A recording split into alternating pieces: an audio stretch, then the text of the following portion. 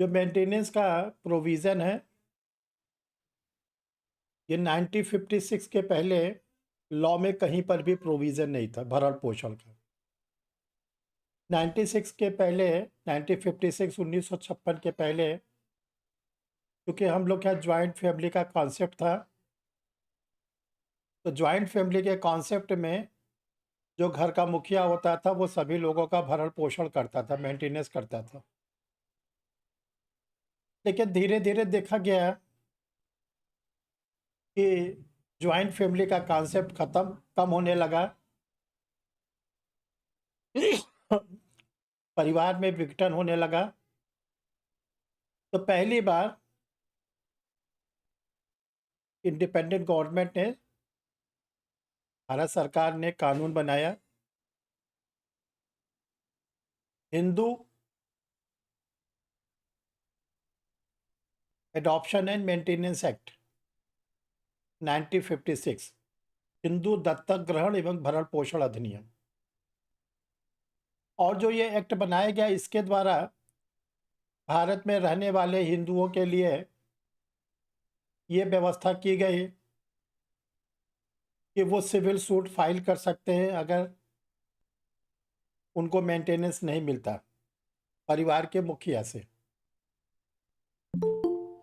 और उसमें जो आने वाले व्यक्ति थे, वाइफ थे, माइनर बच्चे थे, इन लोग को कहा गया कि आप सिविल सूट सिविल कोर्ट में फाइल करके मेंटेनेंस ले सकते हैं। लेकिन इस कानून के बनने के बाद ये देखा गया कि जो सिविल सूट के द्वारा मेंटेनेंस था, वो बहुत लंबे समय तक चलता था और इस एक्ट में कहीं पर भी इंटरिम मेंटेनेंस की बात नहीं थी, अंतरिम भरण पोषण। तो प्रॉब्लम ये होती थी कि जितने दिन सूट चलता था, 5 वर्ष, 10 वर्ष, 20 वर्ष, उस बीच में वो व्यक्ति को मेंटेनेंस नहीं मिल पाता था और वो सरवाइव नहीं कर पाता था, दिक्कत होती थी। जब हम लोग की नई सीआरपीसी बनने लगी, तो नई सीआरपीसी 1973 में, ध्यान से समझिए, बहुत इंपॉर्टेंट बात बताई जा रही है। 1973 के सीआरपीसी में फिर पहली बार जो मेंटेनेंस था, इसको क्रिमिनल सूट भी बना दिया गया। सिविल सूट तो पहले से ही था, फिर इसको क्रिमिनल सूट बना दिया गया कि अगर किसी को मेंटेनेंस नहीं मिल रहा है तो वो सिविल सूट भी फाइल कर सकता है, सिविल सूट के साथ क्रिमिनल सूट भी फाइल कर सकता है, दोनों सूट। और देखिए, जो आज का आप लोग का टॉपिक है, वो है सीआरपीसी के सेक्शन 125 से 128। जब हिंदू लॉ का भी आपको पढ़ाया जाएगा तो आपको फिर Hindu adoption and maintenance act को डिटेल में बताया जाएगा। देखिए, जो क्रिमिनल लॉ में है, सीआरपीसी में मेंटेनेंस का प्रोविज़न है, ये सिविल सूट है, ये क्रिमिनल सूट है और ये सूट लाया जाता है कंप्लेंट केस के फॉर्म में। ये कभी भी इसकी एफआईआर लॉज नहीं होती मेंटेनेंस सूट की। जो मेंटेनेंस सूट होता है वो कंप्लेंट केस के फॉर्म में होता है और कंप्लेंट लाई जाती है फर्स्ट क्लास जुडिशियल मजिस्ट्रेट की कोर्ट में। बेसिक चीज समझते चलिए।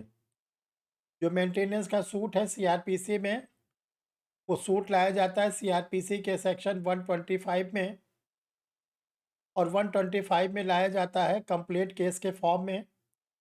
और वो कंप्लेंट केस के फॉर्म में जो लाया जाता है, वो फर्स्ट क्लास जुडिशियल मजिस्ट्रेट की कोर्ट में, प्रथम श्रेणी के न्यायिक मजिस्ट्रेट के न्यायालय में परिवाद के माध्यम से। और देखो, मेंटेनेंस के लिए किसको किसको अधिकार दिया गया है, कौन कौन से लोग मेंटेनेंस मांग सकते हैं।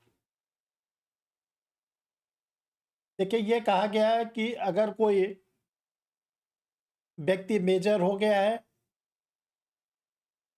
और फिट है, स्वस्थ है, साउंड माइंड का है, तो उसके ऊपर क्या क्या लाइबिलिटीज़ है। सबसे पहले उसको अपने ओल्ड मदर फादर को मेंटेनेंस देना है। नंबर 2, अगर उसकी शादी हो जाती है तो जो उसकी वाइफ आती है, पत्नी आती है, उसको मेंटेनेंस देना है। फर्स्ट नंबर पर ओल्ड मदर फादर, नंबर 2 पे जो उसकी वाइफ है, उसको मेंटेनेंस देगा, और नंबर 3 पर अगर बच्चे होते हैं, तो अगर वो लड़का है तो 18 वर्ष तक उसको मेंटेनेंस देना है।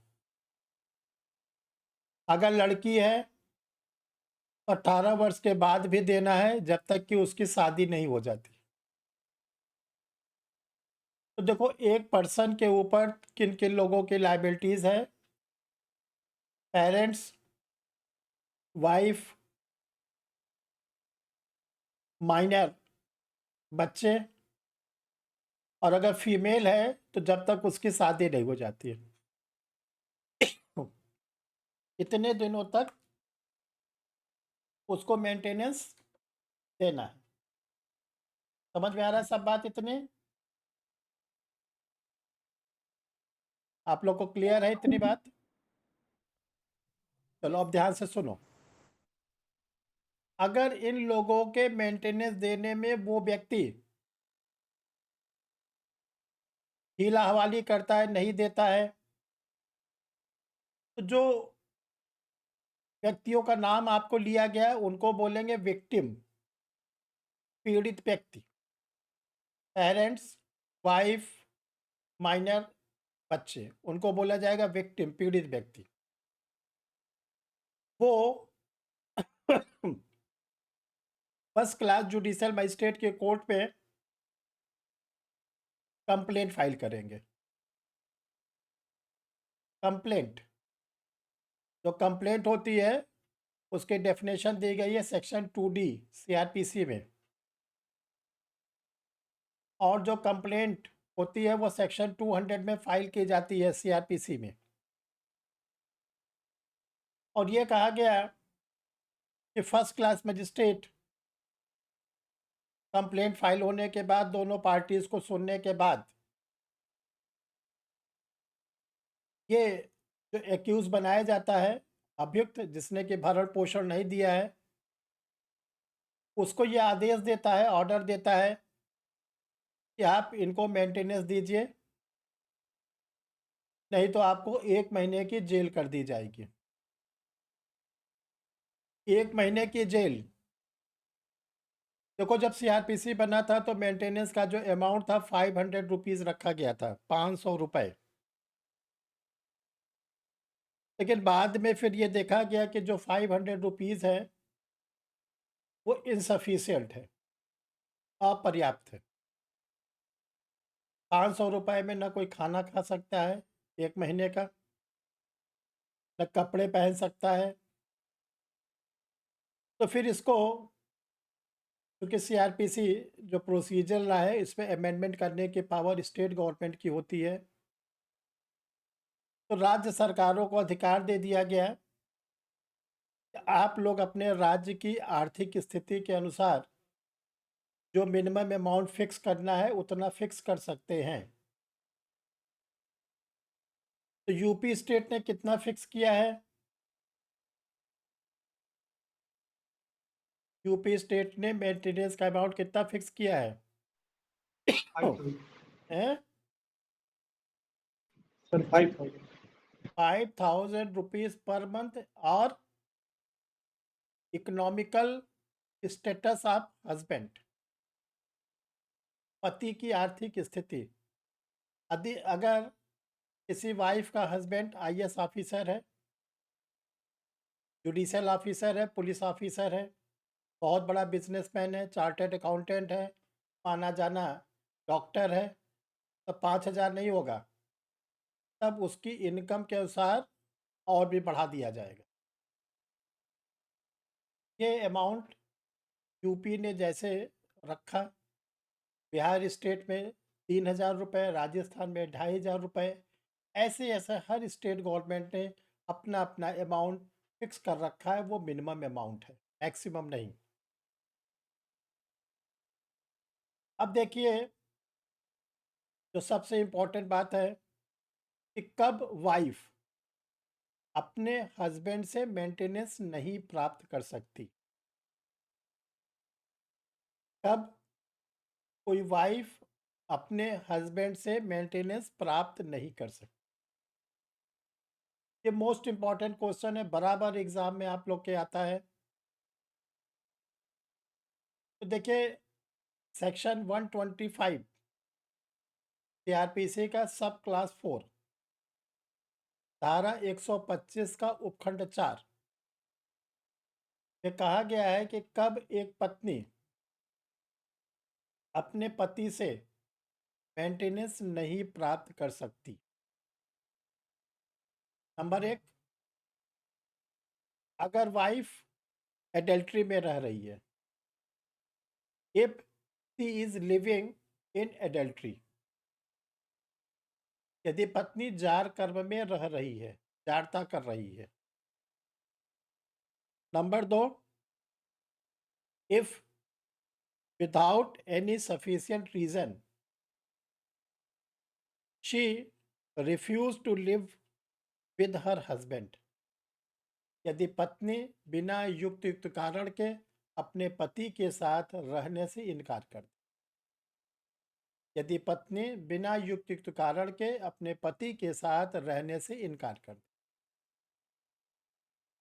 नंबर तीन, if they are living separately by mutual consent, यदि वह पारस्परिक सहमत से अपने पति से अलग रह रही है, पारस्परिक सहमत से, म्यूचुअल कंसेंट। ये तीन कंडीशन तो सीआरपीसी के सेक्शन 125 पे सब क्लास 4 में कहा गया है। इसके साथ साथ ऑनरेबल सुप्रीम कोर्ट ने कहा कि जैसे प्रेजेंट टाइम में क्या है कि लेडीज़ भी जॉब कर रही हैं, और आप लोग देखते हो कोई ऐसा डिपार्टमेंट नहीं है जहाँ पर लेडीज़ लोग जॉब में ना हो, सभी जगह पहुँचती जा रही है। तो ये कहा गया कि अगर कोई वाइफ है, अगर वो सफिशेंट अमाउंट कमा रही है, सफिशेंट अमाउंट अर्न कर रही है, ऐसे कंडीशन में उसका हस्बैंड उसको मेंटेनेंस देने के लिए बाउंड नहीं है। यदि प, यदि पत्नी पर्याप्त धन अर्जित कर रही है, ऐसे कंडीशन में हस्बैंड उसको मेंटेनेंस देने के लिए लायबिल नहीं। एक कंडीशन और है कि अगर वाइफ रीमैरिज कर लेती है, यदि वाइफ रीमैरिज कर लेती है तो उसका हस्बैंड उसको मेंटेनेंस देने के लिए लायबिल नहीं है। तो देखो, टोटल 5 कंडीशन हो गई। पहला एडल्ट्री, जार कर्म। दूसरा, बिना युक्त कारण के हस्बैंड के साथ नहीं रह रही है। तीसरा, दोनों के बीच में म्यूचुअल कंसेंट हो गया हो, म्यूचुअल कंसेंट से डिवोर्स हो गया हो। फोर्थ, अगर वो सफिशिएंट अमाउंट अर्जित कर रही है। और पांचवा, अगर रीमैरिज कर ले। देखिए, ध्यान रखिएगा, जो एडल्ट्री है, जार कर्म, आईपीसी की धारा 497, 497, और 497 को Joseph Shine versus Union of India के केस में 2019 में, 2019 में ऑनरेबल सुप्रीम कोर्ट ने अनकॉन्स्टिट्यूशनल कर दिया। अब जार कर्म अपराध नहीं है, एडल्ट्री अब ऑफेंस नहीं है, लेकिन ये ध्यान रखिएगा, जार कर्म अपराध खत्म किया गया है, लेकिन हस्बैंड को जो ये राइट्स है कि वो अपने वाइफ को मेंटेनेंस न दे, अगर वाइफ एडल्ट्री में रह रही है, वो आज भी लागू है, वो नहीं खत्म हुआ है। ये ध्यान रखिएगा, वो सबसे इम्पोर्टेंट है, वो आज भी बना हुआ है। अब देखिए, क्वेश्चन अराइज होता है कि वाइफ कौन कहलाएगी, किसको वाइफ कहा जाएगा? वाइफ उसको कहा जाएगा जिसके साथ उस जेंट्स का लीगल मैरिज हुआ है। लीगल मैरिज, लीगल मैरिज का मतलब है, चाहे तो जो सबसे पुराना तरीका है सप्तपदी, 7 फेरे वाला, उसके द्वारा विवाह हुआ हो, या आर्यन मैरिज एक्ट के द्वारा विवाह हुआ हो, या फिर स्पेशल मैरिज के द्वारा विवाह हुआ हो, जिसको आप लोग कहते हो कोर्ट मैरिज। इसके अलावा जो भी मैरिज होता है उसकी कोई वैलिडिटी नहीं होती। अब वही कहलाएगी उसकी वाइफ़। इसीलिए देखिए सुप्रीम कोर्ट ने ये डिसीजन दिया है कि सभी लोग अपने मैरिज का रजिस्ट्रेशन करा लें, ताकि ये विवाद न रहे कि 2 लेडीज़ 3 लेडीज़ कह रहे हैं कि ये हमारे हस्बैंड है, कोई कहते हैं हमारे हस्बैंड हैं। जिसके साथ वो रजिस्ट्रेशन करा लेगा, वही वाइफ़ उसकी वाइफ़ कहलाएगी और उसी को मेंटेनेंस पाने का राइट्स है, ठीक है?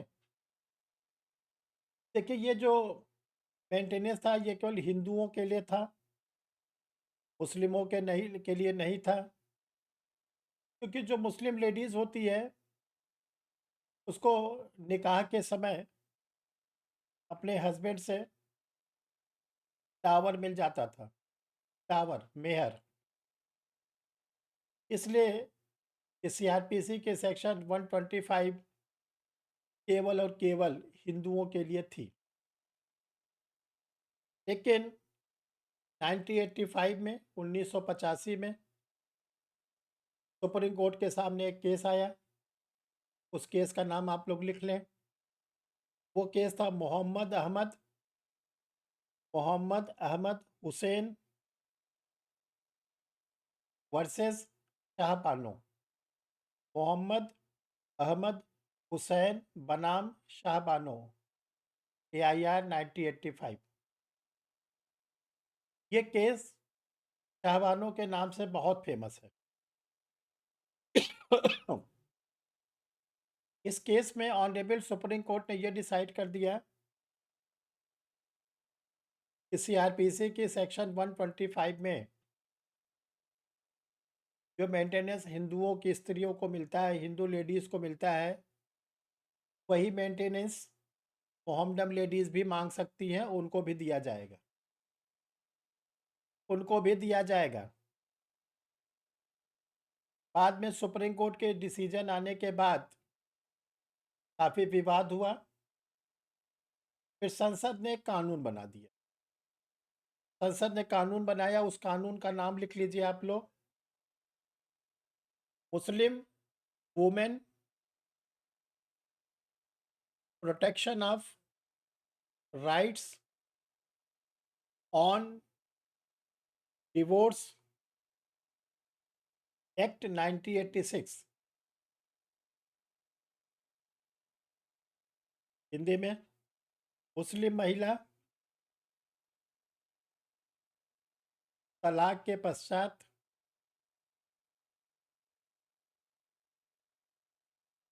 अधिकारों का संरक्षण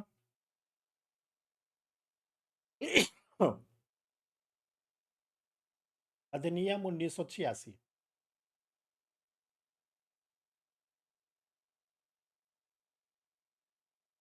और इस अधिनियम के बनने के बाद अब ये कानून बन गया है कि जो सीआरपीसी के सेक्शन 125 है, उसमें मेंटेनेंस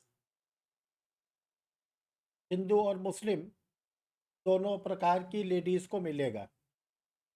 अब आप लोग को अगर एग्ज़ामिनेशन में आंसर देना होगा, प्रीलिम्स एग्ज़ामिनेशन में टिक लगाना होगा या मेंस में लिखना होगा, तो आप लोग का आंसर होगा कि जो सीआरपीसी के सेक्शन 125 में मेंटेनेंस है, वो कौन ले सकता है? हिंदू लेडीज़ और मोहम्मदन लेडीज़ दोनों। ठीक है? ये आप लोग का अब नया आंसर हो गया। अब क्वेश्चन आता है कि मेंटेनेंस में क्या लिया जाएगा? मेंटेनेंस में क्या किन चीज़ों की डिमांड की जाएगी? बताइए आप लोग, क्या माँगा जाता है मेंटेनेंस में? कोई वाइफ़ अपने हस्बैंड से माँगेगी, कोई बच्चा अपने फादर से माँगेगा या कोई ओल्ड मदर फादर अपने बेटा से माँगेगा, तो क्या मेंटेनेंस माँगेगा? 5 चीज़। पहले मांगेगी हाँ, क्लोथ एजुकेशन। अमन क्या बता रहे हैं, क्या-क्या माँगा जाएगा? तो हम कह रहे हैं कि बेसिक नीड्स के लिए पैसे मांगेगा। क्या आती है जरूरत बेसिक है नीड्स में? तो उसकी फूड, हेल्थ, क्लोथिंग और एजुकेशन, हॉस्पिटैलिटी भी होगा आजकल के हिसाब से। अच्छा, उसकी देखो। हेल्प कर। हाँ, ठीक। 5 चीज़ें हैं। रोटी, जिसको कहते हैं फूड, खाना। दूसरा है कपड़ा, तन ढकने के लिए कपड़े, रहने के लिए मकान, जिसको बोलचाल में हम लोग सीधे कहते हैं रोटी, कपड़ा, मकान। और 4th नंबर पे कहा गया शिक्षा, एजुकेशन। और 5th नंबर पे कहा गया हेल्थ, स्वास्थ्य। इसको कहते हैं नेसेसिटी, इसको हम लोग कहते हैं आवश्यकता, जीवन की मूलभूत आवश्यकता। देखो, हर चीज़ के बिना हम लोग रह सकते हैं, लेकिन ये जो 5 चीज़ें हैं, ये वेलफेयर स्टेट के लिए बहुत इम्पोर्टेंट होती है। इसलिए 5 चीज़ों के डिमांड कोई भी व्यक्ति करता है मेंटेनेंस के फॉर्म में। ये तो हो गया वाइफ का मेंटेनेंस। अब आइए ओल्ड मदर फादर। देखिए, जो ओल्ड मदर फादर हैं, वो अपने बेटे से मेंटेनेंस ले सकते हैं। अगर उनके पास सफिशिएंट अमाउंट है, सपोज़ करिए वो गवर्नमेंट जॉब में हैं, वो पेंशन होल्डर हैं, उनका अच्छा खासा बिज़नेस है, वो माने-जाने डॉक्टर, इंजीनियर, चार्टर्ड अकाउंटेंट हैं। ऐसी कंडीशन में जो उनका बेटा है, वो मेंटेनेंस तो नहीं देगा, बट उनकी उचित देखभाल करेगा। उनके स्वास्थ्य की, के दवा की, ये सब देखभाल उसको करना पड़ेगा। और इसी सिलेबस को, जो हम बोल रहे हैं, इसी सिलेबस को यूपी के सिविल जज में मेंस के एग्ज़ाम में जोड़ा गया है। जो अभी हमने आप लोग को 2-4 दिन पहले एक वीडियो दिया था, यूपी सिविल जज के सिलेबस में चेंजेस। जो चेंजेस है वो यही सब किया गया है कि रख-रखाव, जो बुज़ुर्गों का रख-रखाव है, वो करना पड़े। अब आते हैं बच्चे। देखो, अगर वो लड़का है, मेल है, तो केवल 18 साल तक ही उसके पेरेंट्स उसको मेंटेनेंस देंगे। 18 साल का वो हो गया, तो वो लीगली, विधिक रूप में अपने मदर फादर से मेंटेनेंस की डिमांड नहीं कर। अगर वो फीमेल है, 18 साल की हो गई, तो देखो 18 साल के बाद ही वो मैरिजेबल होती है। लड़कियों की शादी के जो मिनिमम एज है वो 18 ईयर है अभी। तो 18 साल के बाद जब तक उसकी शादी उसके पेरेंट्स के द्वारा नहीं कर दी जाती, तब तक वो अपने पेरेंट्स से मेंटेनेंस की डिमांड कर सकते। लेकिन यहाँ पर सबसे इम्पोर्टेंट है कि अगर लड़की 18 साल की हो गई, 19 की हो गई, 20 की हो गई, 22 की हो गई, और मदर फादर ने उसके लिए शादी तय कर दी और उसने शादी से मना कर कि मुझे अभी जुडिशियल ऑफिसर बनना है, मुझे अभी एग्ज़ाम देना है, तो ये ध्यान रखिएगा ऐसे कंडीशन में फिर मदर फादर उसको मेंटेनेंस देने से मना कर, क्योंकि उनकी लायबिलिटीज़ केवल है कि अबव 18 ईयर की गर्ल्स की वो शादी तक जिम्मेदारी लेते हैं। तो ये है मेंटेनेंस सेक्शन 125 में। देखिए, अगर किसी को मेंटेनेंस लेना है, वाइफ है, बच्चे हैं, ओल्ड मदर फादर हैं, तो उनको 2 रास्ते हैं। एक तो वो सिविल सूट, जो Hindu adoption and maintenance act 1956 में चलाया जाता है सिविल कोर्ट में, वो आज भी चलेगा, वो मना नहीं है। अगर वो चाहे तो सिविल सूट के साथ क्रिमिनल सूट भी ला सकते हैं, सेक्शन 125 सीआरपीसी में, फर्स्ट क्लास जुडिशियल मजिस्ट्रेट की कोर्ट में। जो कॉन्स्टिट्यूशन की आर्टिकल, संविधान का अनुच्छेद 20 का सब का क्लास 2, अनुच्छेद 2 का भाग 2 में कहा गया है डबल जियोपार्डी, दोहरे दंड से संरक्षण। यानी एक व्यक्ति को एक अपराध के लिए 2 बार दंडित न किया। तो ये ध्यान रखिएगा कि जो मेंटेनेंस का 2-2 शूट लाया जा रहा है, उस पर डबल जियोपार्डी, दोहरे दंड से संरक्षण, संविधान के अनुच्छेद 20 का नियम लागू नहीं होगा। क्यों लागू नहीं होगा? क्योंकि एक सूट हम ला रहे हैं सिविल सूट, एक सूट हम ला रहे हैं क्रिमिनल सूट। सिविल सूट का लाने का तरीका अलग, क्रिमिनल सूट का लाने का तरीका अलग। दोनों के कोर्ट अलग-अलग, दोनों के जज अलग-अलग, इसलिए वहाँ पर दोहरे दंड से संरक्षण, डबल जियोपार्डी का नियम लागू नहीं होगा। अब इतनी बात सब लोग को समझ में आ गई? किसी को कुछ पूछना हो तो पूछ लो, तो फिर आगे बढ़ा जाए। इफ एनी क्वेश्चंस, अगर किसी को कोई डाउट हो तो पूछ लो, तो फिर आगे बढ़ा जाए। हेलो। हाँ सर, हाँ, बोलिए, मेरा ये बोलिए। क्वेश्चन है कि जो सर जो माइनर बॉय है, अगर उसको मेंटेनेंस नहीं मिले, वो कंप्लेंट फाइल करेगा फर्स्ट क्लास मजिस्ट्रेट के पास, तो हाँ, वो कैसे कर सकता है? माइनर अभी है, तो वो कैसे करेगा? फाइनल तो एडवोकेट करेगा ना, ऑन द बिहाफ ऑफ। तो उसके सिग्नेचर वगैरह ली जाएंगे तो वो वैलिड माने जाएंगे? हाँ, तो यहाँ पर तो माइनर को ही अधिकार दिया गया ना सूट लाने के लिए।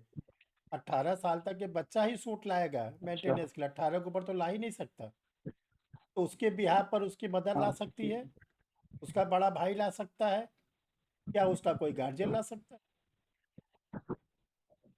समझ रहे? अगर मान लीजिए फादर 18 साल के नीचे के बेटे को मेंटेनेंस नहीं दे रहा है, तो उसकी माँ लाएगी उसके बिहाफ पर, उसका बड़ा भाई ला सकता है, उसकी बड़ी बहन ला सकती है, उसका चाचा मामा दादा ला सकता है। ठीक है? और वो तो लाएगा एडवोकेट ने। उसमें जी तो 18 साल के बच्चा ही लाएगा, उसके ऊपर का तो ला ही नहीं सकता। ठीक है? ठीक। और बताइए, किसी को कोई प्रॉब्लम? पल्लवी, सब मैरिड समझ में आ रहा डॉटर। है? कौन? बोलो, बोलो भाई। सर ये कह रहे थे कि मैरिड डॉटर अपने नेचुरल मदर फादर से मेंटेनेंस ले सकती है? मैं मैरिड वुमेन्स अपने नेचुरल मदर फादर से मेंटेनेंस तब ले सकती है जब उसका हस्बैंड या तो फिजिकली अनफिट हो और ससुराल में उसके आय का कोई स्रोत ना हो, तब। अदरवाइज नहीं। देखो, जो मेंटेनेंस है उसका कॉन्सेप्ट क्या है? मेंटेनेंस का कॉन्सेप्ट है आर्टिकल 21 का वायलेशन ना हो, भारतीय संविधान के अनुच्छेद 21 का वायलेशन ना हो, भंग ना हो। अनुच्छेद 21 क्या कहती है? प्राण एवं दैहिक स्वतंत्रता, लाइफ एंड पर्सनल लिबर्टी। कोई व्यक्ति भूख प्यास से तड़प तड़प के न मरे। अगर मान लो किसी का भरण पोषण नहीं होगा, रोटी कपड़ा नहीं मिलेगा, तो वो भूख प्यास से तड़प तड़प के मर जाएगा कि नहीं मर जाएगा? तो एक तरफ सरकार कहते हैं भीख मत मांगो, भीख मांगोगे तो अपराध है, तो न तो भीख से पेट भर सकते हो, न तो घर का गार्जियन तुमको खाना दे रहा है, तो मर नहीं जाओगे? किसी आर्टिकल 21 को ब्रीच न हो, इसी के लिए मेंटेनेंस का प्रोविजन बनाया गया। ठीक है? पल्लवी, आपको समझ में आ रहा है कि नहीं आ रहा है? आ कुछ रहा है सर। कुछ पूछ नहीं रहे हैं? ओ, गरिमा। लेट्स में एक बार और मैं पूछूंगी क्लास में। है क्या चीज? एक बार और लेक्चर में देख लूंगी सर, उसके बाद मैं पूछूंगी। मतलब खुद ने भी नहीं पढ़ा है ना इस टॉपिक को, मैंने स्टार्ट चलिए, किया कुछ। लेक्चर को 2 बार सुनिए, 3 बार सुनिए, 4 बार सुनिए। ठीक है? आप इस लेक्चर को, रिकॉर्डेड है, आप इसको खूब सुनिए, बुक्स को सामने रखिए, तब डिसाइड करिए क्या पूछना। गरिमा, आपको कुछ दिक्कत? नहीं सर। पूजा?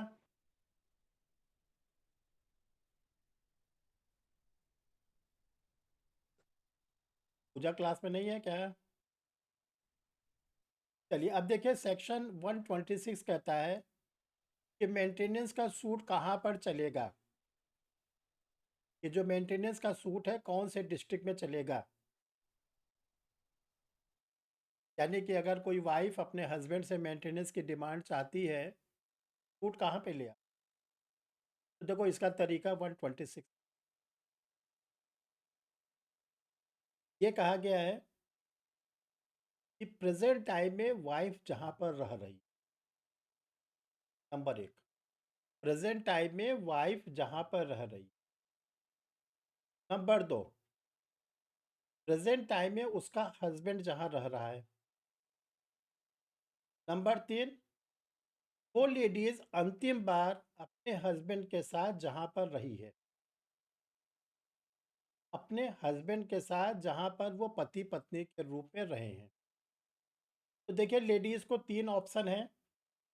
पहला, वो इस समय जहां रह रही है, नंबर दो, इस समय जहां पर उसका हस्बैंड रह रहा है, तीसरा, जहां पर वो पति पत्नी के रूप में अंतिम बार अपने हस्बैंड के साथ रही। देखो इसको एक एग्जाम्पल से समझाएं तो आप लोग को समझ में आ जाएगा। मान लीजिए पटना की एक लड़की है, उसकी शादी वाराणसी में होती है और उसका हस्बैंड लखनऊ में जॉब करता है और वो लखनऊ में अपने हस्बैंड के साथ रह रही है। जब उसका हस्बैंड मेंटेनेंस वगैरह देना बंद कर दिया, तो जो वाइफ थी अपने मदर फादर के घर वापस आ गई पटना। अब अगर उसको मेंटेनेंस का सूट लाना है तो उसके पास तीन ऑप्शन हैं। ऑप्शन नंबर फर्स्ट, पटना के फर्स्ट क्लास मजिस्ट्रेट की कोर्ट में ले आए जहाँ पर वो वर्तमान में रह रही है।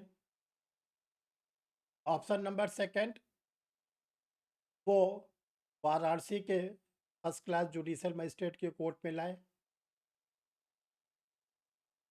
ऑप्शन नंबर तीन, क्योंकि वो अपने हस्बैंड के साथ अंतिम रूप में लखनऊ में रही है, तो वो चाहे तो लखनऊ के डिस्ट्रिक्ट कोर्ट में फर्स्ट क्लास जुडिशियल मजिस्ट्रेट की कोर्ट में मेंटेनेंस का सूट।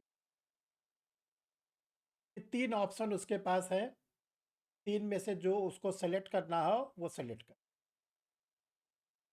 लेकिन ये ध्यान रखिएगा, ऐसा नहीं कि वो तीनों डिस्ट्रिक्ट में सूट, ऐसा नहीं, सूट आपको एक ही जगह लाना है। समझ में आ रहा है बात ये 100% आपके एग्जाम में आती, जो बातें अभी हमने आपको बताई ये 100% आप लोग के एग्जामिनेशंस में आता है डियर स्टूडेंट।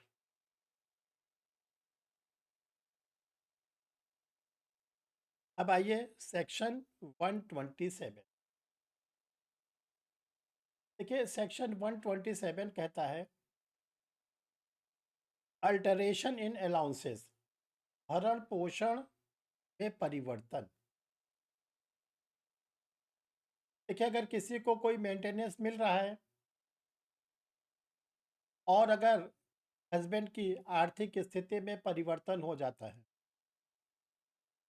ठीक है, जैसे आप देखते हैं किसी को सैलरी मिलती है, पेंशन मिलता है, तो उसकी सैलरी बराबर बढ़ती रहती है महंगाई के अनुसार, इसको हम लोग कहते हैं डीए।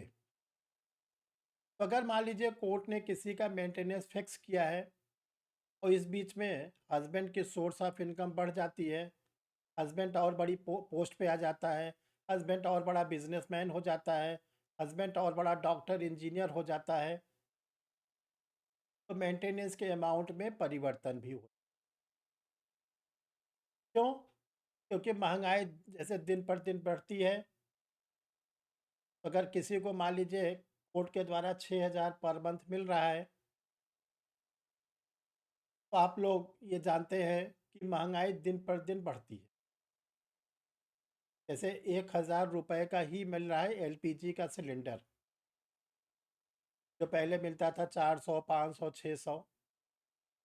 तो अगर हस्बैंड की सोर्स ऑफ इनकम बढ़ती है, तो जो वो अमाउंट है उसमें परिवर्तन हो जाएगा, वो ऑटोमेटिक कोर्ट में एप्लीकेशन दे के बढ़वा लिया जाए कि मेरा हस्बैंड अब सोर्स ऑफ इनकम ज़्यादा हो गया है, मुझे जो भत्ता है, मेंटेनेंस है, वो अमाउंट बढ़ा दिया जाए।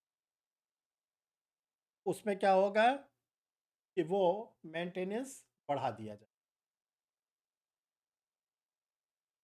और ये याद रखिएगा कि जो ये सीआरपीसी का मेंटेनेंस का प्रोविज़न है, इसमें एक प्रोविज़न है इंटरिम मेंटेनेंस, अंतरिम भरण-पोषण।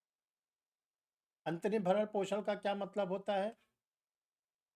जैसे किसी लेडीज़ ने अपने हस्बैंड से मेंटेनेंस की डिमांड किया, किसी बेटे ने अपने पिता से मेंटेनेंस की डिमांड किया, किसी बेटी ने अपने पिता से मेंटेनेंस की डिमांड किया, या ओल्ड मदर फादर ने अपने बेटे से मेंटेनेंस की डिमांड किया। तो मान लीजिए सूट 1 साल चलेगा, सूट 2 साल चलेगा। ऐसा थोड़ी नहीं कि आपने आज 9 नवंबर 2022 को मेंटेनेंस माँगा तो 10 तारीख को कोर्ट दे देगा। तो बिल्कुल नहीं है। कंप्लेंट फाइल होगी, कंप्लेंट के बाद कंप्लेनेंट का स्टेटमेंट रिकॉर्ड होगा, विटनेसेस का रिकॉर्ड होगा, कोर्ट अपोजिट पार्टी को बुलाएगी, यानी टाइम टेकन है। ये मुकदमा 2 महीने चलेगा, 4 महीने चलेगा, साल भर चलेगा। उस बीच में कंप्लेनेंट का, परिवादी का, जिसने कंप्लेंट लाया, उसका मेंटेनेंस कैसे हो? वो इस बीच में क्या खाएगा? तब ये कहा गया इंटरिम। कोर्ट क्या करता है, एक अमाउंट फिक्स कर देता है कि जब तक मुकदमा नहीं डिसाइड होता, तब तक आप इतना पैसा तो कम से कम इनको देते रहो, और जब फाइनल ऑर्डर हो जाएगा, तो जो डिफरेंसेस अमाउंट है मेंटेनेंस का, वो भी दिलाया जाता है कंप्लेनेंट को। जैसे मान लीजिए कोर्ट ने कहा कि जब तक फाइनल नहीं होता आप इनको 5,000 रुपया देते रहिए, ताकि इनका रोटी कपड़ा बिल्कुल बंद ना होने पाए। और बाद में जब कोर्ट ने पूरी सुनवाई कर ली, कोर्ट ने ऑर्डर दिया 6,000 रुपये का, 7,000 रुपये का, 10,000 रुपये का। तो जो अमाउंट कम मिला है, वो अमाउंट का जो अंतर है, वो अमाउंट भी दिलाया जाएगा कंप्लेनेंट को, परिवादी को। ठीक है? और पहले जो हिंदू एडॉप्शन और मेंटेनेंस एक्ट था, हिंदू दत्तक ग्रहण भरण पोषण अधिनियम, उसमें सबसे बड़ी समस्या थी इंटरिम। उसमें अंतरिम भरण पोषण का जैसा कोई प्रोविजन, और इसमें क्या है, सबसे बड़ा इसमें यही अच्छी बात है, आपको क्या होगा, इंटरिम मेंटेनेंस मिलने लगेगा। सूट अगर 1 साल चलता है, 6 महीना चलता है, आपका भरण पोषण होता रहेगा। ये सबसे बड़ा इसका फायदा है।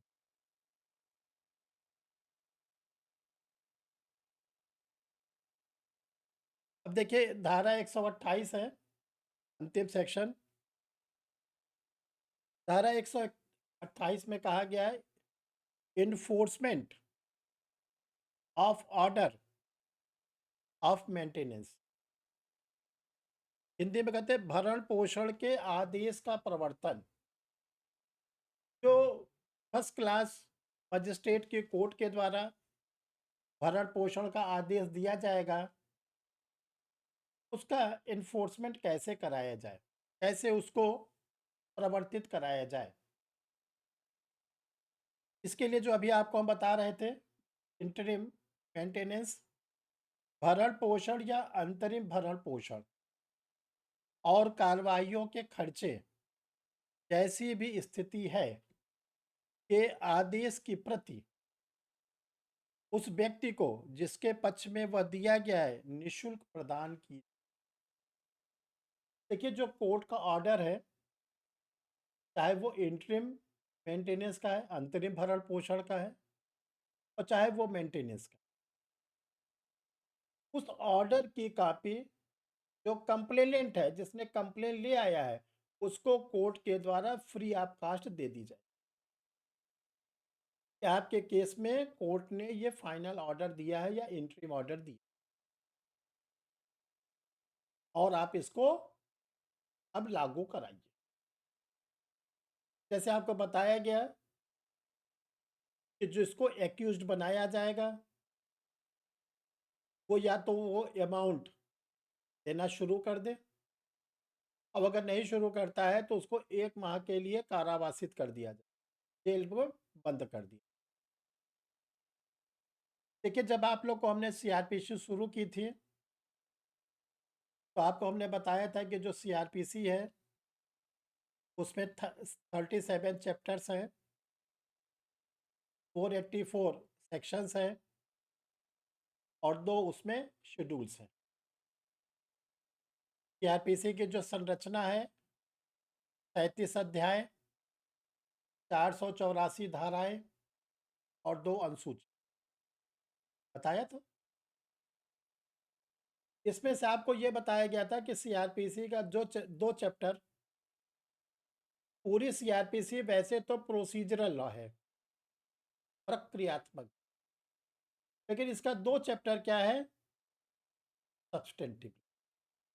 इसका 2 चैप्टर क्या है, सब्सटेंटिव, मौलिक विधि, सारवान विधि। और वो 2 चैप्टर आपको क्या बताया गया था, चैप्टर नंबर 9 मेंटेनेंस, जो आप लोग अभी पढ़ रहे हैं, धारा 125 से 128। और दूसरा आप लोग को क्या बताया गया था, चैप्टर नंबर 11। चैप्टर नंबर 11 में क्या है अमन, क्या बताया गया था, धारा अध्याय 11, तो याद नहीं। Preventive action action.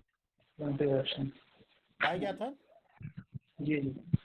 तो याद रखिए, फटाफट अब याद किस करिए। तो क्वेश्चन ये होता है कि जब ये मेंटेनेंस सब्सटेंटिव लॉ है, तो इसका प्रोसीजर लॉ क्या है। जब प्रिवेंटिव, ये जो चैप्टर हम लोग पढ़ रहे हैं, ये अगर सब्सटेंटिव लॉ है, तो इसका प्रोसीजरल लॉ क्या है। जब हम लोग आईपीसी पढ़ते हैं सब्सटेंटिव लॉ, तो आईपीसी का तो प्रोसीजर लॉ सीआरपीसी है।